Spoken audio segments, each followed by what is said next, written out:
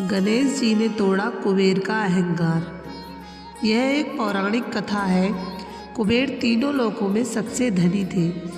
एक दिन उन्होंने सोचा कि हमारे पास इतनी संपत्ति है, कम ही लोगों को इसकी जानकारी है। इसलिए उन्होंने अपनी संपत्ति का प्रदर्शन करने के लिए एक भव्य भोज का आयोजन करने की बात सोची।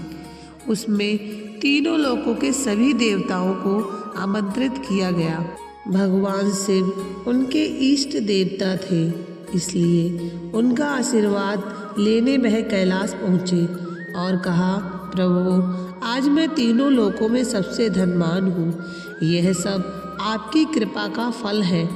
अपने निवास पर एक भोज का आयोजन करने जा रहा हूँ। कृपया आप परिवार सहित भोज में पधारने की कृपा करें। भगवान शिव कुबेर के मन का अहंकार जान गए। बोले, बस मैं बूढ़ा हो चला हूँ, कहीं बाहर नहीं जाता। कुबेर गिड़गिड़ाने लगे, भगवान, आपके बगैर तो मेरा सारा आयोजन बेकार चला जाएगा। तब शिव जी ने कहा, एक उपाय है।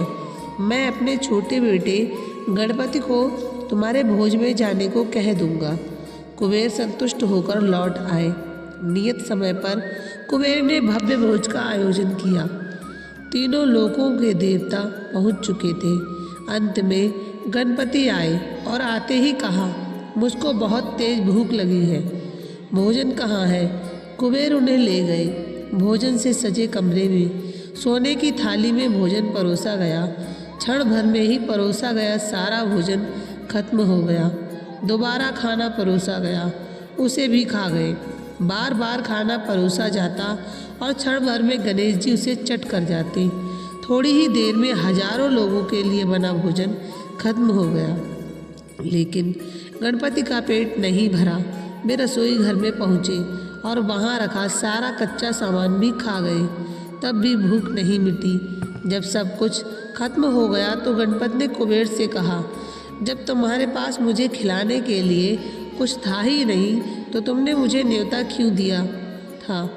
कुबेर का अहंकार चूर चूर हो गया। Thanks for watching. Please like, share, comment and subscribe to my channel.